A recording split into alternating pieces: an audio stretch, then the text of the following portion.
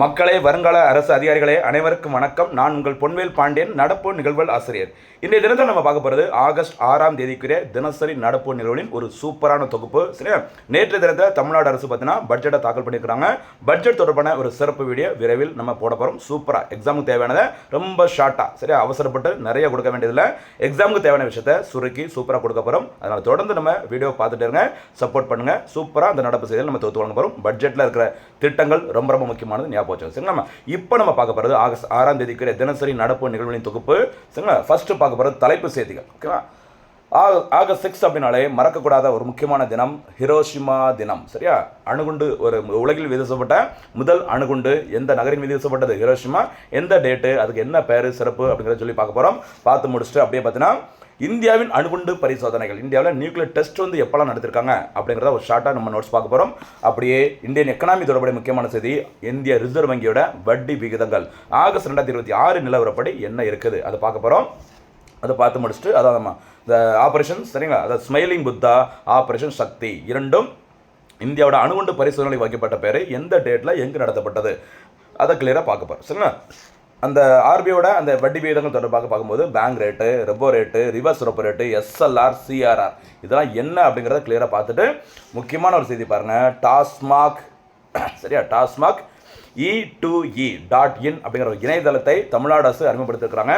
இதோட நோக்கம் என்னன்னு சொல்லி பார்த்துட்டு டாஸ்மாக்னா என்ன, அது யார் முதலமைச்சராக இருக்கும்போது தொடங்கி வச்சாங்க, எந்த ஆண்டு தொடங்கப்பட்டது எல்லாமே கிளியராக பார்த்துட்டு ரிவிஷனுக்காக சூப்பர் 6 கேள்வியில் நம்ம பார்க்க போகிறோம். சரி, இப்படி ஒவ்வொரு நாளும் சிறப்பான முறையில் சரியா நல்ல எஃபர்ட் போட்டு நோட்ஸ் கொடுத்துருக்குறோம். நல்ல முறையில் பயன்படுத்திக்கோங்க. நம்ம நோட்ஸு, ப்ரெசன்டேஷன், வீடியோ பிடிச்சிருந்ததுன்னா சேனலை சப்ஸ்கிரைப் பண்ணிக்கோங்க, லைக் பண்ணுங்கள். கேட்குற கேள்விகளுக்கு ரிவிஷன் பண்ணி நீங்கள் தேர்வில் வெற்றி பெற்று உங்களுக்கான அரசு பணியை உறுதி செய்யுங்க. சரிங்களா, சரி, இப்போ பார்க்க போகிறது விரிவான செய்திகள். அதில் ஃபர்ஸ்ட் நியூஸை என்னன்னு சொல்லி பாருங்கள். ஹிரோஷிமா தினம். சரியா, ஜப்பானின் ஒரு முக்கியமான நகரம் ஹிரோஷிமா. ஒவ்வொரு ஆண்டும் ஆகஸ்ட் 6ஆம் தேதி அன்று ஹிரோஷிமா தினம் அனுசரிக்கப்படுகிறது. இதுக்கு என்ன காரணம் அப்படின்னா 1945ஆம் ஆண்டு இரண்டாம் உலகப் போரின் போது, சரி, 1939லேருந்து 1940, சரியா, 45 வரைக்கும் செகண்ட் வேர்ல்டு வார் வந்து நடந்தது. அப்போது ஜப்பானின் ஹிரோஷிமா நகரின் மீது அமெரிக்கா ஒரு அணுகுண்டை வீசுகிறாங்க. இதுதான் உலகில் ஒரு நாட்டின் மீது வீசப்பட்ட ஒரு அணுகுண்டு. அதுக்கு வச்ச பேர் என்னது? Little boy. போட்டது அணுகுண்டு, வச்ச பேரை பார்த்தீங்களா, லிட்டில் பாயா. ஓகேவா, இந்த தாக்குதலில் லட்சக்கணக்கான பேர், கிட்டத்தட்ட 1.5 லட்சத்துலேருந்து 2 லட்சம் வரைக்கும் மரணம் அடைஞ்சிருக்கிறாங்க, அல்லது உடல் உறுப்புகளாக வந்து இழந்து ரொம்ப அவஸ்தப்படுறாங்க இன்னைக்கு வரைக்கும் அப்படிங்கிற சொல்கிறாங்க இந்த லிட்டில் பாய் அணுகுண்டு காரணமாக. சரிங்களா, ஞாபகம் வச்சுக்கோங்க. அணு ஆயுதங்களின் அழிவுத்தன்மையை உலகிற்கு உணர்த்தவும் உலக அமைதியை வலியுறுத்தவும் இந்த தினம் கடைபிடிக்கப்படுகிறது. சரிங்களா, இதில் ஹிரோஷிமா மேலே விடலை. சரியா, ஆகஸ்ட் 9ஆம் தேதியில், சரியா, ஆகஸ்ட் 6ல் குண்டப்பட்டோன்னே அந்த 6ஆம் தேதி அப்படியே தலைகளாக மாறி 9ஆம் தேதி மாறுது. ஜப்பானோட நாகாசாகி மீது 2வது அணுகுண்டை வீசுகிறாங்க அமெரிக்கா. அந்த அணுகுண்டுக்கு வச்ச பேர் ஃபேட்மேன். என்ன பேருமா? ஃபேட்மேன். ஃபஸ்ட்டு லிட்டில் பாய், சரியா, அடுத்த 2 நாளில் ஃபேட்மேனாக மாறி, சரியா, எந்த நகர் மீது வீசுகிறாங்க?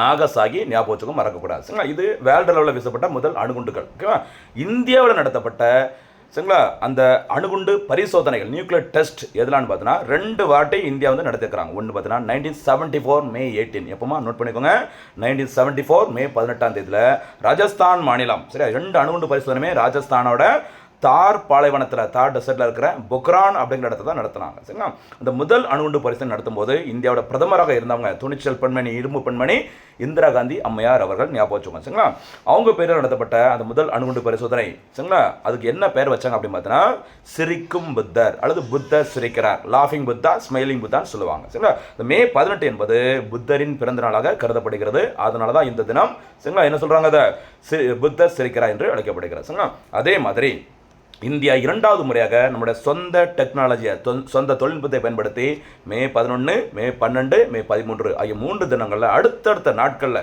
1998ல் சோதனை நடத்துகிறாங்க.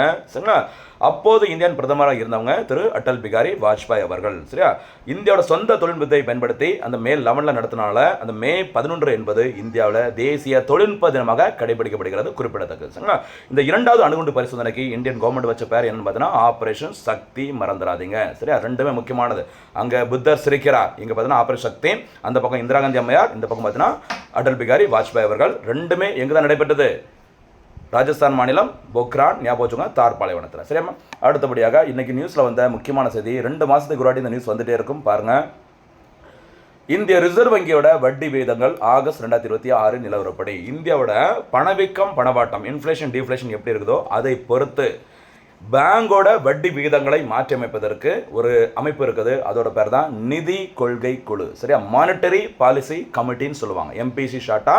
இந்த எம்பிசியில் மொத்தம் 6 உறுப்பினர்கள். சரியா, ஆர்பிஐயோட கவர்னர் உள்பட 6 உறுப்பினரை கொண்டது. என்னோட தலைவரும் ஆர்பிஐ கவர்னர் அவர்கள் தான், ஞாபகம் வச்சுக்கோங்க. சரியா, தற்போதைய ஆர்பிஐயோட கவர்னர் திரு சஞ்சய் மல்கோத்ரா அவர்கள், அவங்களுடைய தலைமையில் ஆர்பிஐயோட ஹெட் குவார்ட்டர்ஸ் மும்பை, அங்கே தான் அந்த எம்பிசியோட கூட்டம் நடைபெற்றது. இந்த கூட்டத்தில் சில முக்கியமான அறிவிப்புகளை அறிவிச்சிருக்கிறாங்க.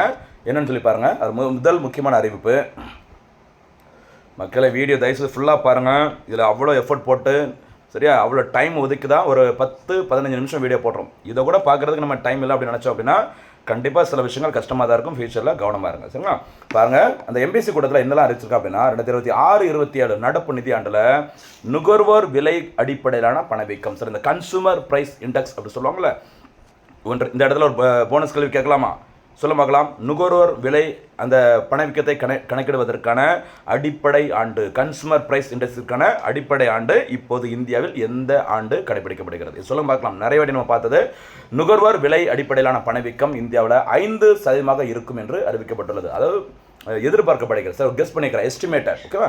அடுத்து 2026-27 நிதியாண்டில் இந்தியாவோட அந்த ஜிடிபி க்ரோத் ரேட்டு, பொருளாதார வளர்ச்சி 6.7% இருக்கும் அப்படிங்கிற மாதிரி சொல்லியிருக்கிறாங்க. இந்த ரெண்டு முக்கியமானது. சரிங்களா, ஓகே. அடுத்து என்னென்ன வட்டி விகிதங்கள் பாருங்கள். ஆர்பிஐ எம்பிசியோட வட்டி விகிதங்கள் ஆகஸ்ட் அதாவது ஜூலை முடிந்த நிலையில், ஓகேவா, ஆகஸ்ட் 2026 நிலவரப்படி இந்தியாவில் இருக்கிற அந்த வட்டி விகிதங்கள், ஆர்பிஐயோட வட்டி விகிதங்கள் என்னன்னு சொல்லி பாருங்கள். ரெப்போ விகிதம் 5.25%.